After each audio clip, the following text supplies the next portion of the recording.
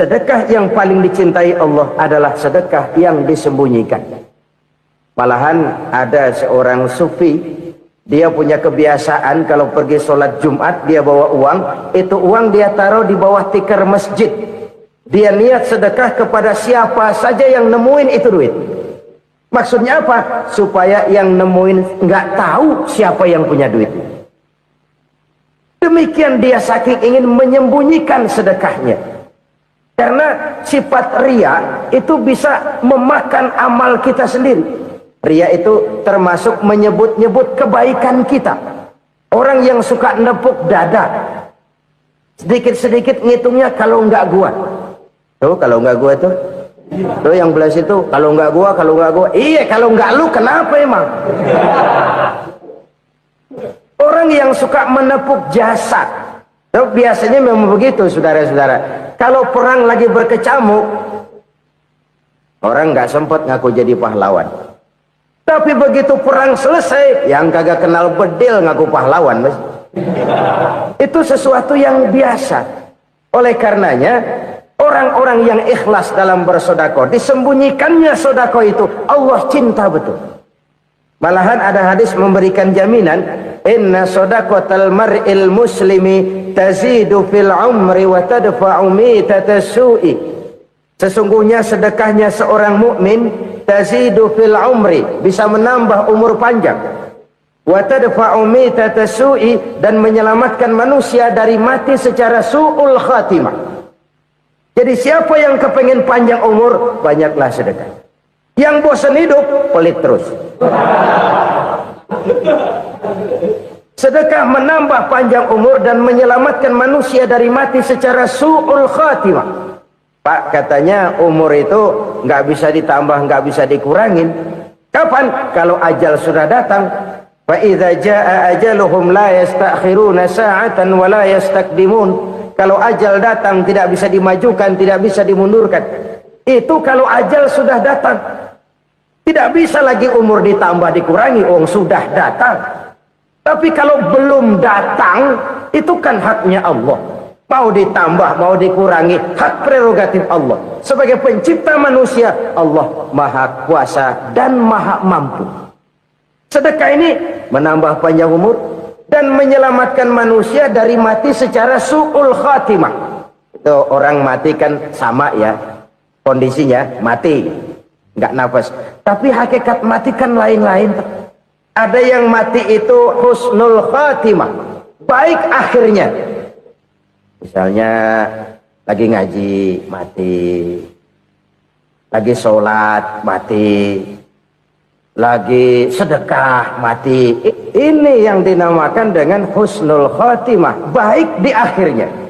Sebaliknya ada yang su'ul khatimah, jelek di akhirnya. Ini yang jadi catatan akhir. Lagi nyekek botol, mampus. Lagi banting kartu, modar.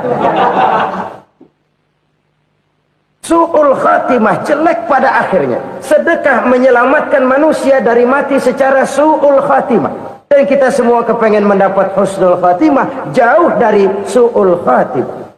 Oleh sebab itu yang bisa menyelamatkan kita dari penyakit itu antara lain adalah sedekah yang disembunyikan, yang dikerjakan dengan ikhlas karena Allah, tidak karena kepengen dipuji orang, tidak karena ingin dikatakan orang pemurah. Sebab orang dermawan itu orang yang memberi tanpa harus diminta. Kalau masih harus diminta, ya belum dermawan namanya, masih harus diminta. Kalau nggak diminta ya tulus, lolos, polos. Saudara-saudara kaum muslimin rahimakumullah, harta adalah amanat dan akan kita pertanggungjawabkan. Allah melebihkan rizki sebagian kita dari yang lain agar kita saling tolong menolong, bantu membantu. Nabi janjikan, siapa yang meringankan beban saudaranya muslim di dunia, Allah akan meringankan bebannya di akhirat nanti.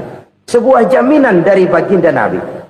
Si orang yang kita bantu barangkali tidak bisa membalas, Allah yang akan membalas lewat jalan lain yang tidak pernah kita sangka-sangka. Ada orang tanya, Pak, ini ada orang nyumbang masjid sambil marah-marah, bagaimana?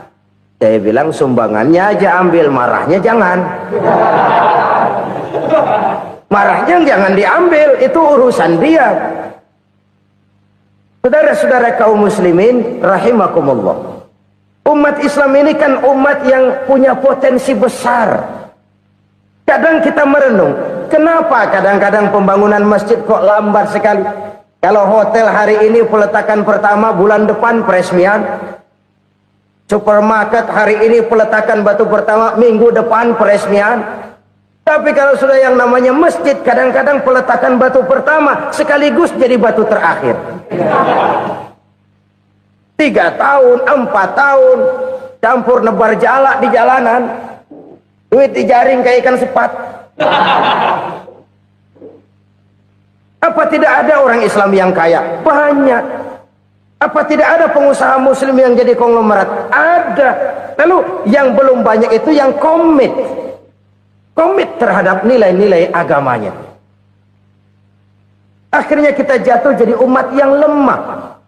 Belum ada pengusaha konglomerat muslim buka pabrik supermi cap bedug misalnya umpamanya atau pabrik kecap cap sorban supaya identitas keislamannya sedikit kelihatan. Kita jatuh jadi umat yang lemah karena potensi tidak terinventarisir dengan baik. Kita ini ibarat kompor yang cuma matengin nasi orang lain. Potensi kita dimanfaatkan oleh orang lain. Ukhuwah Islamiyah kita baru terbatas kepada silaturahmi. Ukhuwah di bidang ekonomi kita lemah. Ukhuwah di bidang kebudayaan kita lemah. Apalagi ukhuwah di bidang politik kita lebih rapuh lagi. Padahal ukhuwah itu adalah totalitas kehidupan manusia. Menyangkut ipolexos bud. Memerlukan nilai-nilai ukhuwah. Jadi oleh karena itu mari kita menyadari. Di dalam harta kita, walaupun kita yang cari, pergi pagi, pulang sore, peras keringat, banting tulang, di sana ada harta anak yatim. Di sana ada hak masjid. Di sana ada hak pesantren. Di sana ada hak jihad. Berbahagialah seseorang apabila dia oleh Allah dijadikan keran. Keran itu menyimpan air, tapi tidak untuk dirinya, tapi disalurkannya kepada mereka yang memang memerlukannya. Saudara-saudara kaum muslimin rahimakumullah, ini yang pertama. Jadi perbendaharaan surga adalah menyembunyikan sedekah. Orang lain nggak tahu, kita pun nggak pernah ngitung-ngitung. Kita anggap lewat begitu saja, padahal itu deposit akhirat. Satu. Yang kedua, perbendaharaan surga itu apa? Wa kitmanul musibah, menyembunyikan kesulitan. Kadang orang takut menghadapi kesulitan. Tapi makin kita merenung, hidup ini kan sebenarnya urusan. Takut sama urusan, ya jangan hidup. Tandanya orang hidup itu kalau punya urusan. Urusan melupakan problem. Problem sering menimbulkan kesulitan. Kesulitan bukan untuk ditakuti, tapi untuk diatasi dan dicarikan jalan keluarnya. Siapa sih orangnya yang nggak pernah sulit-sulit? Makin tinggi status sosialnya, makin gede urusannya.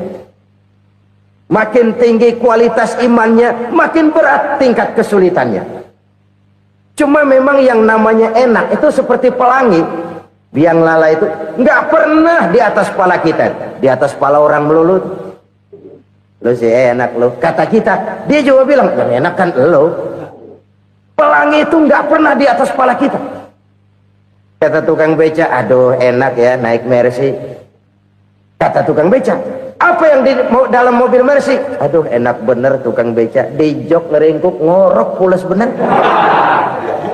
Saya kamar pakai AC, sejuk, tempat tidur sutra, empuk, alga, spring bed, gula kulik, nggak bisa pules kalau belum minum Valium, belum tidur. Enak bener tukang beca, di jok ngorok nggak tahu wetan kulon. Si tukang beca bilang yang di Mercy enak, yang di Mercy bilang tukang beca enak. Inilah enak, nggak pernah di atas kepala kita, di atas kepala orang lain melulu enak itu.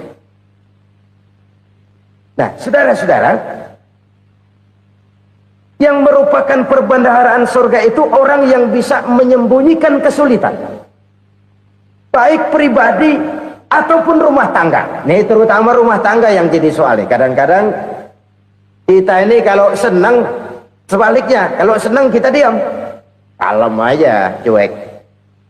Banyak banget duit kita, bawaan diam aja udah. Malah ketemu orang takut. Tapi begitu susah, sekampung tahu. Padahal Nabi mengajarkan perbendaharaan surga itu menyembunyikan musibah, menyembunyikan kesulitan. Kalau enak, cerita sama orang-orang. Kalau nggak enak, rasain sendiri, tekan sendiri, atasin sendiri. Kita kan sebaliknya. Senang kita diam, asal lagi susah, paling tidak kita nyari teman buat cerita kesusahan. Siapa orangnya yang nggak pernah susah? Cuma soalnya bagaimana kita mengatasi kesusahan itu sendiri. Begitu juga misalnya kalau orang sudah berumah tangga, itu orang tuanya harus menjadi tempat dia cerita yang enak-enak saja. Yang nggak enak rasain berdua, selesaikan berdua, atasin berdua. Jangan dibalik. Asal senang diam, giliran susah saja. Maknya laporan. Terbalik. Bisa menjaga security informasi. Maka nama bayam keluar diam, malah seluitan. Enak amat lo makan daging ayam. Security informasi. Saudara-saudara kaum muslimin rahimakumullah.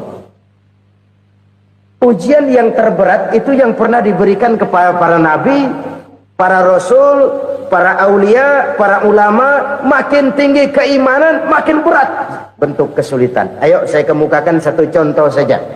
Ada seorang nabi yang kaya, nabi kaya, namanya Nabi Ayub. Iblis kalau orang begini kan keki, ibadahnya rajin, kaya. Nih yang kayak begini susah digodain.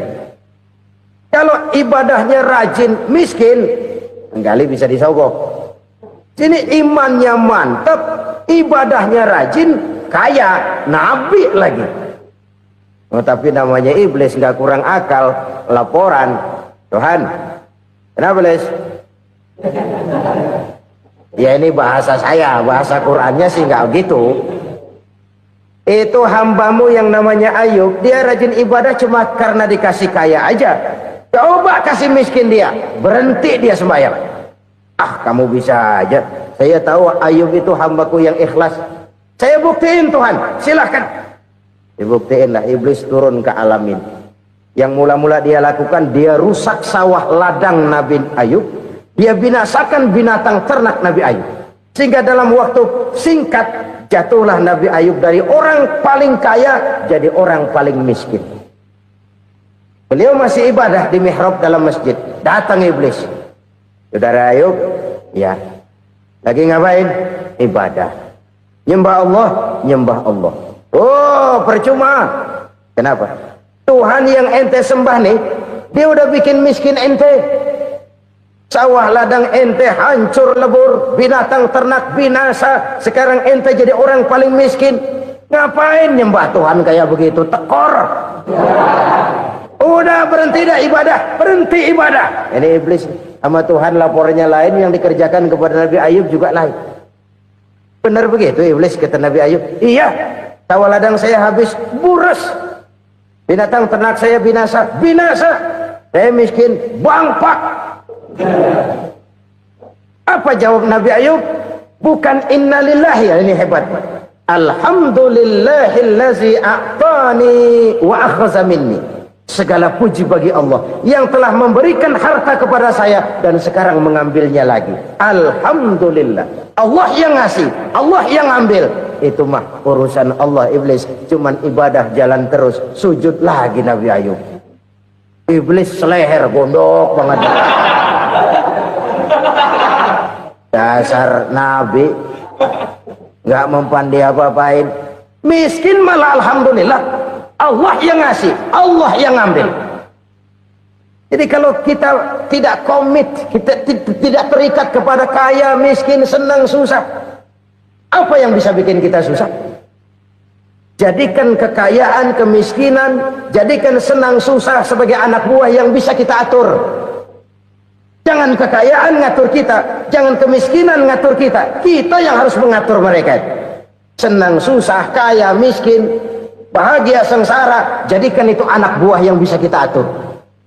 Kalau sekarang kita kaya, lain saat boleh jadi kita miskin, semiskin-miskinnya. Allah yang ngasih, Allah yang ngambil. Tenaga mana yang bisa menghalangi? Ibadah jalan terus. Iblis makin gondok. Dasar nabi loh. Akhirnya apa? Nabi Ayub dikerjain, diberikan penyakit. Demikian fatal penyakitnya. Bayangin, udah miskin sakit. Masya Allah. Miskin sakit. Sakitnya nggak lama, kira-kira 16 tahun. Istrinya 3, 2 mental minta ceraiin. Ngerawatin laki bengek begini. Senang belum tentu, susah udah pasti nih. Cerai aja, cerai dah. Cerai. Tinggal satu Siti Rahmah yang setia menemani beliau. Sesetia-setianya hati perempuan. Satu saat Siti Rahmah bilang, "Bang, iya, abang kan Nabi, Bang. Lalu, namanya Nabi kan doanya jarang meleset, Bang. Maksud kamu minta kenapa sih sama Tuhan biar abang sembuh baik dah, Bang?" Siti Rahmah, "Iya. Saya sakit berapa tahun sih dah? 16 tahun, Bang.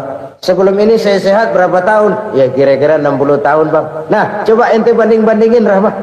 Saya dikasih sehat 60 tahun, dikasih sakit 16 tahun. Sudah nggak sabar mau doa kepada Allah minta sembuh. Saya malu kepada Allah. Diuji dengan yang luar biasa seperti ini, tidak mengganggu stabilitas kehambaannya. Dia tetap menghamba kepada Allah Subhanahu wa ta'ala. Saudara-saudara kaum muslimin rahimakumullah, kunci menghadapi kesulitan itu apa? Allah jelaskan dalam satu ayat, wa basyiris sabirin alladzina iza asabathum musibah qalu inna lillahi wa inna ilaihi raji'un. Gembirakan orang-orang yang sabar. Siapa mereka itu? Yang apabila mendapat musibah mereka kembali kepada keyakinan dasar, segalanya dari Allah dan segalanya akan kembali kepada Allah. Ini konsepsi dasar dari sikap muslim dalam menghadapi berbagai kesulitan. Segalanya dari Allah, segalanya akan kembali kepada Allah. Kalau ini sudah kondisi dasarnya, maka kita akan lapang menghadapi kenyataan bagaimanapun pahitnya. Apakah itu namanya miskin? Apakah itu namanya sakit? Bahkan maut sekalipun. Maut sekalipun. Segalanya dari Allah, segalanya akan kembali kepada Allah. Ini sikap hidup, bukan sekedar ucapan. Kita kadang-kadang menjadikannya sebagai ucapan. Mulutnya sehingga berhenti, innalillahi wa inna ilaihi raji'un, tapi nangisnya terus gerung-gerungan. Bukan itu, ini kesadaran moral. Kalau segalanya dari Allah, segalanya kembali kepada Allah, kan sebenarnya cuma nunggu giliran. Hari ini saya nyembayangin dia, entah hari apa saya disembayangin orang. Hari ini saya antar dia ke kubur, entah hari apa orang nganterin saya ke kubur. Hari ini saya tahlilkan dia, entah nanti kapan orang tahlilkan saya. Segalanya dari Allah, segalanya akan kembali juga kepada Allah. Oleh sebab itu saudara-saudara, kesulitan bukan untuk ditakuti. Kesulitan justru untuk diatasi, dicarikan jalan keluarnya. Dan tidak ada orang yang tidak pernah mendapat kesulitan. Tidak ada. Semakin tinggi status sosial, semakin tinggi kualitas keimanan, semakin besar juga tingkat kesulitan. Hanya saja bagaimana cara kita mengatasinya. Dan Al-Quran menyatakan, inna ma'al usri yusra. Di balik kesulitan itu pasti ada kemudahan. Roda itu berputar.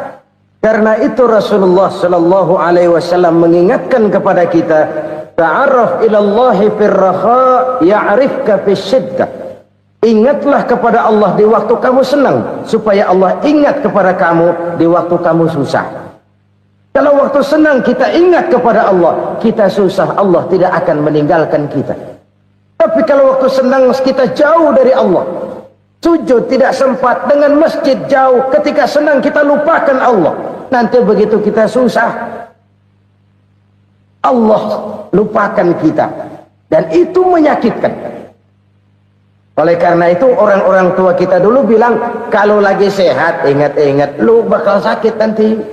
Kalau lagi kaya, ingat-ingat satu saat kita bakal jatuh miskin.